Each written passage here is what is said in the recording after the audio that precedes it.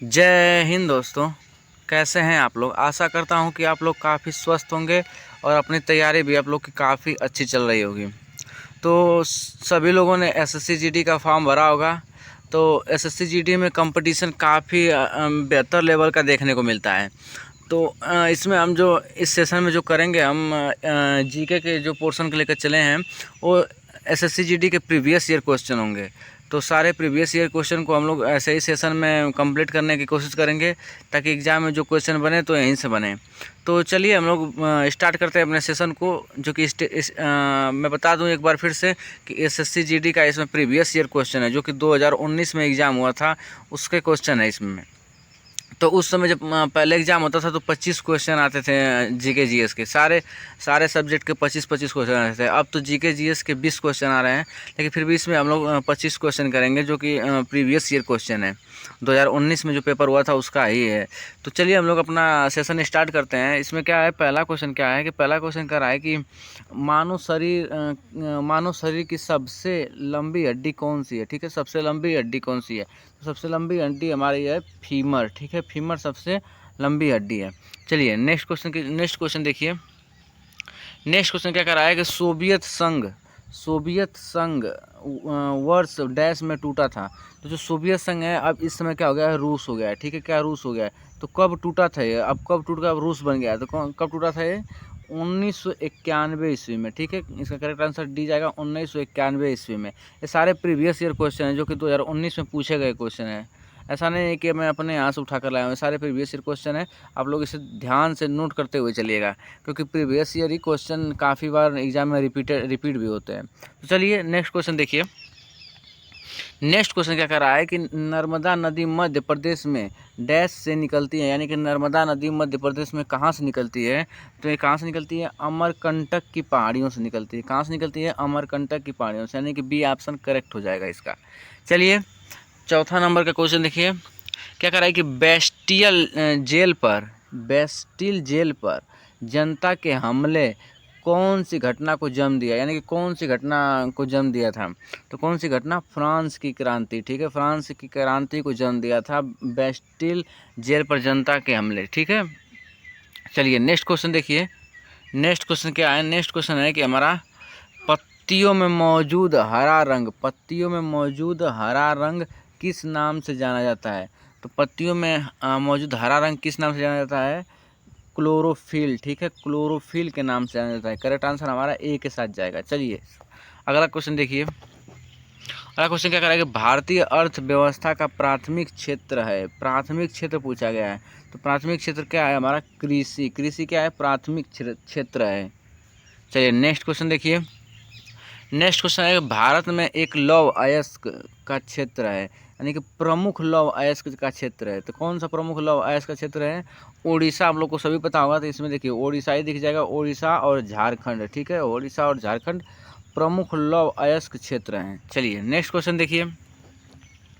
Next question कहा है कि किससे लाइट ऑफ एशिया के रूप में जाना जाता है। तो यहाँ पे ऐसे भी क्वेश्चन आता है कि एशिया का प्रकाश कुंज किसे कहा जाता है।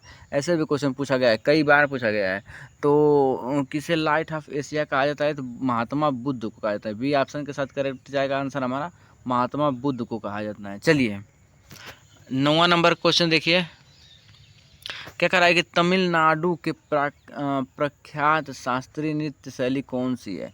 तो शास्त्रीय नृत्य शैली कौन सी है तमिलनाडु की, ए भरतनाट्यम। ठीक है, भरतनाट्यम। अगर यदि आप स्टैटिक जीके के सारे फैक्ट्स को याद करना चाहते हो तो इसके भी प्रैक्टिस सेट हमारे इसी चैनल पर चल रहे होंगे और प्लेलिस्ट भी बनी होगी। आप लोग प्लेलिस्ट को सेव कर लीजिएगा।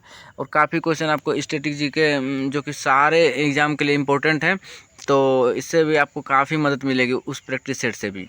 तो उस प्रैक्टिस सेट में भी जुड़ना मत भूलिएगा। आप लोग को प्लेलिस्ट बनी होगी, प्लेलिस्ट को सेव कर लीजिएगा। और हर एक दिन हम लोग प्रैक्टिस सेट करते हैं स्टैटिक जीके का, जो कि हर एग्ज़ाम के लिए काफ़ी महत्वपूर्ण है। चलिए अब 10वां नंबर क्वेश्चन देख लेते हैं।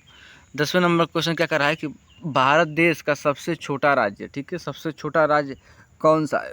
सबसे छोटा राज्य कौन सा है हमारा, गोवा। गोवा सबसे छोटा राज्य है भारत का। ठीक है, चलिए नेक्स्ट क्वेश्चन देखिए।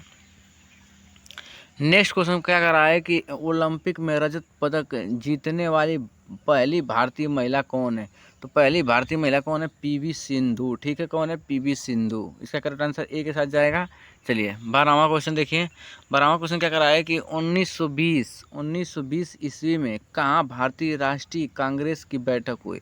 नहीं, भारतीय राष्ट्रीय कांग्रेस की 1920 ईस्वी में कहाँ बैठक हुई? तो कहाँ पर हुई थी? नागपुर में। कहाँ पर हुई थी? नागपुर में। ये भी करेक्ट इंपॉर्टेंट क्वेश्चन है, नागपुर। और इम्पोर्टेंट तो सभी क्वेश्चन है, क्योंकि प्रीवियस ईयर का क्वेश्चन है। ठीक है, तो चलिए नेक्स्ट क्वेश्चन देखिए। नेक्स्ट क्वेश्चन क्या करा है कि श्रीलंका में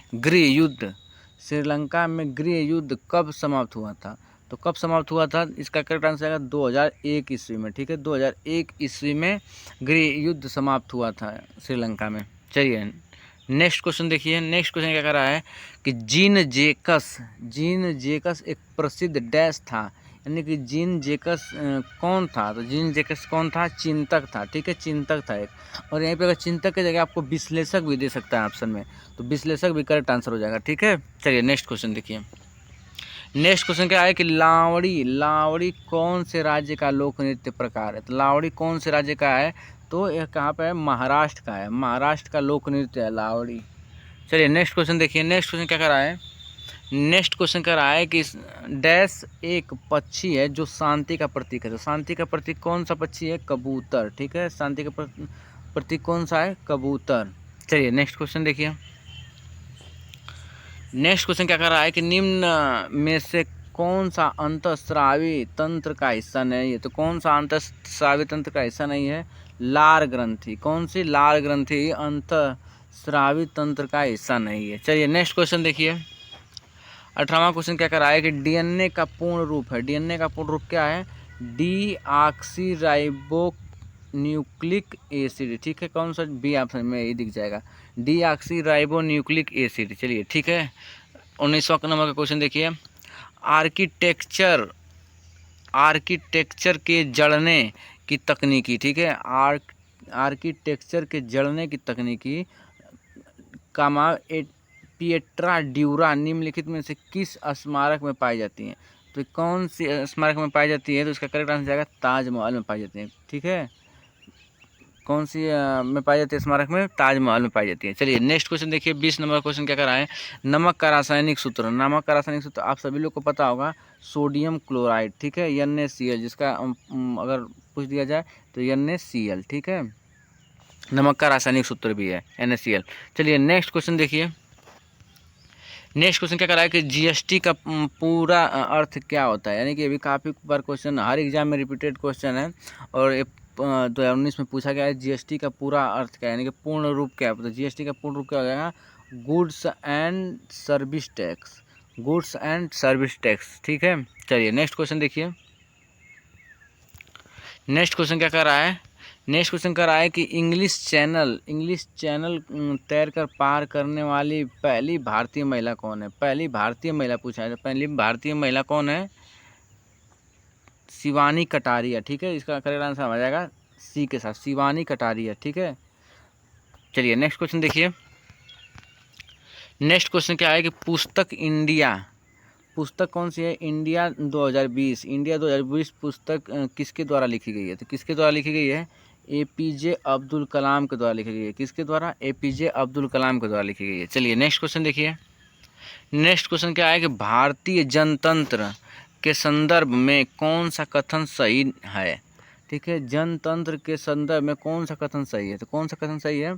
लोगों को अपने प्रतिनिधि चुनने की अनुमति देता है। ठीक है, जनतंत्र क्या देता है? लोगों को अपने प्रतिनिधि चुनने का अनुमति देता है। ठीक है, तो आशा करता हूं कि आपको सेशन अच्छा लगा होगा। अगर अच्छा लगा होगा तो चैनल को सब्सक्राइब जरूर कर लीजिएगा और बेल आइकन को भी प्रेस कर लीजिएगा।